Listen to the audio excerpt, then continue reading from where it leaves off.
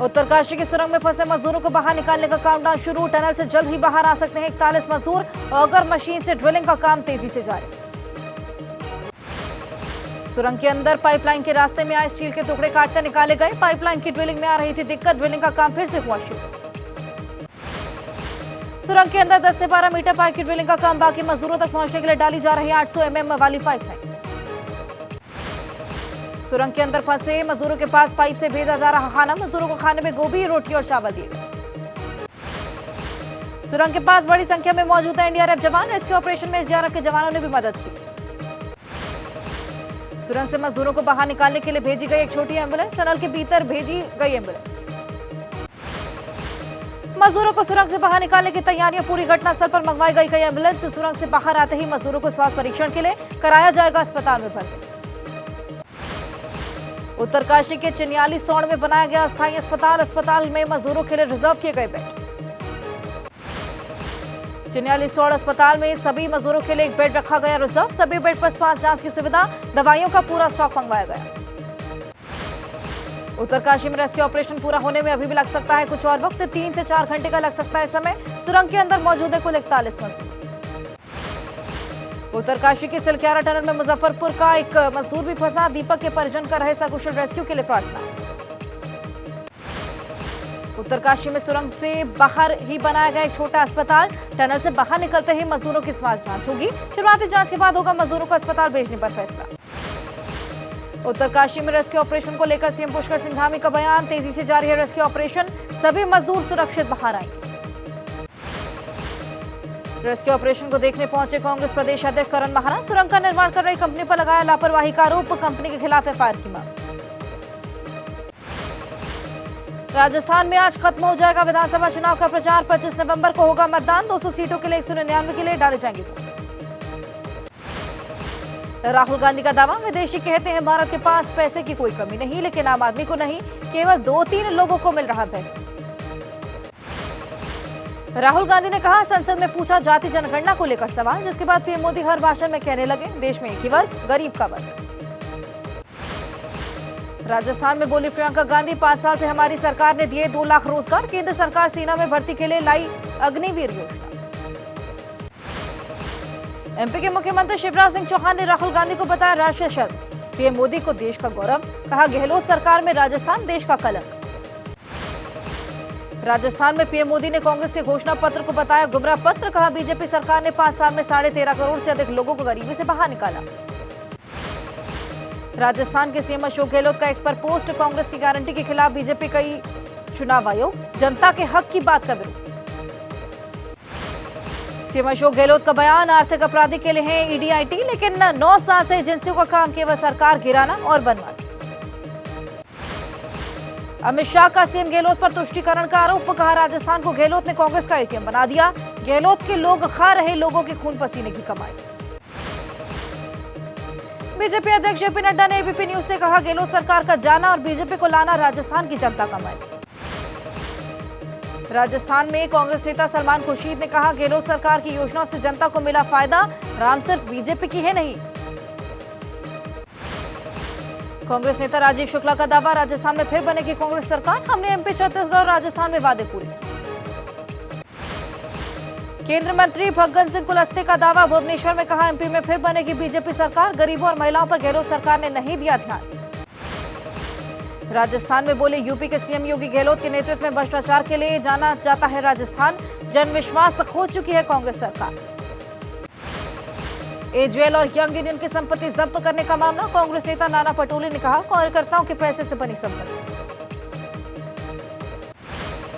शिवसेना उद्धव गुट के नेता संजय राउत ने पूछा, क्यों नहीं जब्त होती बीजेपी और चुनाव प्रचार करने वालों की संपत्ति। तेलंगाना में कांग्रेस अध्यक्ष खरगे का बयान, नेहरू जी ने निकाला था जो अखबार पीएम मोदी ने जब्त की थी, उससे जुड़ी संपत्ति एक ही है, पीएम मोदी और केसीआर। कांग्रेस नेता रणदीप सुरजेवाला ने कहा, बीजेपी बीआरएस गठजोड़ से तेलंगाना को 65 लाख नौकरियों का नुकसान। तेलंगाना में खाली है शिक्षकों को 20,000 पद। असदुद्दीन ओवैसी का दावा, तेलंगाना में नहीं होता कोई दंगा, हमने हिंदू मुसलमान में सौहार्द बनाए रखा।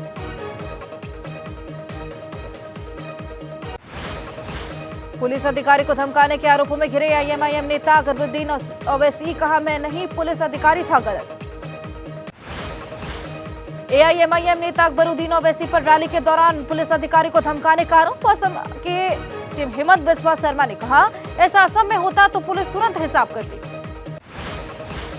अकबरुद्दीन ओवैसी पर बीजेपी का निशाना। गौरव भाटिया ने कहा, कानून से ऊपर कोई नहीं, अगर वर्दी अपना काम करने लगेगी तो सारी हेकड़ी निकल जाएगी। बीजेपी ने बदला सोशल मीडिया अकाउंट्स पर बैकग्राउंड पोस्टर। श्री राम मंदिर उद्घाटन की तारीख के साथ लगाई तस्वीर। तेलंगाना बीजेपी अध्यक्ष जी किशन रेड्डी ने कहा, तेलंगाना में अगर बनी बीजेपी सरकार तो ओबीसी वर्ग से बनाएंगे मुख्यमंत्री। बीजेपी नेता येदियुरप्पा का बयान, चुनावी राज्यों में कर्नाटक मॉडल ही कांग्रेस का चुनावी मॉडल। कर्नाटक सरकार गारंटी पूरी करने में फेल। तेलंगाना के चुनावी रैली में बोले बीएसपी नेता मायावती, आज देश में दलित, आदिवासी और ओबीसी के साथ हो रहा अन्याय। तेलंगाना के निजामाबाद में बीआरएस विधायक शकील का लोगों ने प्रचार के दौरान विरोध किया। गांव में विकास नहीं होने से नाराज हुए। तेलंगाना के वारंगल में बोले जनसेना पार्टी नेता पवन कल्याण, तेलंगाना की कमिश्नर करप्शन का राज्य बन जाने से दुखी। चुनाव आयोग से मिला बीजेपी प्रतिनिधिमंडल, कहा राहुल ने पीएम मोदी पर लगाए झूठे आरोप। लालू यादव ने भी दोहराई बिहार को विशेष राज्य का दर्जा देने की मांग। बिहार के पूर्व मुख्यमंत्री ने कहा, अगर मोदी सरकार नहीं बनी देगी तो सरकार को हटा देगी। बिहार को विशेष राज्य का दर्जा देने की मांग। केंद्रीय मंत्री पशुपति कुमार पारस ने कहा, अगर बिहार मापदंडों को करता है पूरा तो जरूर होगा विशेष राज्य के दर्जे पर विचार। जीतन राम मांझी ने नीतीश कुमार को बताया जनरल डायर, कहा दलित और महिला विरोधी है नीतीश कुमार। लोकसभा उपचुनाव को लेकर मुंबई में महाराष्ट्र नवनिर्माण नेता सेना का मंथन। राज ठाकरे की बुलाई बैठक में सभी पार्टी पदाधिकारी शामिल हुए। महाराष्ट्र बीजेपी की लोकसभा और विधानसभा चुनावों को लेकर तैयारी। चुनावी रणनीति के बुलाई गई पार्टी नेताओं की बैठक। महाराष्ट्र के डिप्टी सीएम देवेंद्र फडणवीस ने कहा, देश के आम आदमी के लिए मोदी जी मसीहा। राहुल को उनकी पार्टी के लोग गंभीरता से नहीं लेते। समाजवादी पार्टी के सांसद एसटी हसन ने कहा, बीजेपी नेता राहुल के पिता और दादी पर करते हैं आपत्तिजनक टिप्पणी। पतंजलि को सुप्रीम कोर्ट की चेतावनी के बाद बाबा रामदेव ने दी सफाई, कहा हमारे खिलाफ हो रहा षड्यंत्र। यूपी के सफाई में मुलायम सिंह का स्मारक। एसपी नेता रामगोपाल यादव ने कहा, दुनिया के सबसे बड़े स्मारकों में से एक होगा।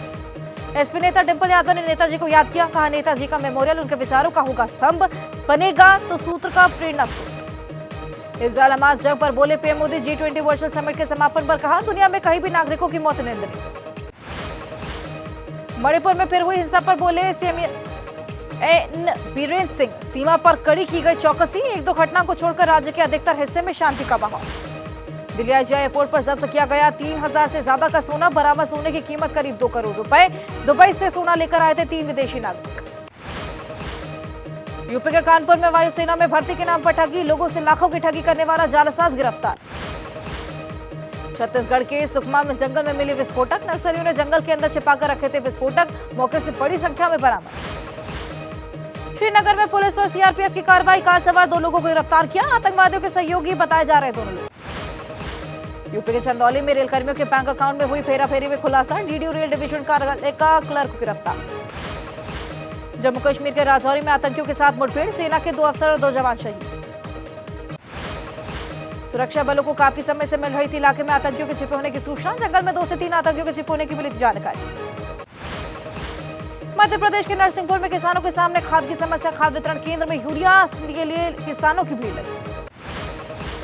भारत और ऑस्ट्रेलिया के बीच आज से होगी G20 सीरीज की शुरुआत। सीरीज में खेलते नजर आएंगे युवा खिलाड़ी। सीनियर खिलाड़ियों को आराम। क्रिकेट वर्ल्ड कप के समापन के बाद अपने घर पहुंचे शमी। शमी ने अपनी मां के साथ साझा की तस्वीर। विश्व कप फाइनल के दिन खराब हो गई थी शमी की मां की तबीयत।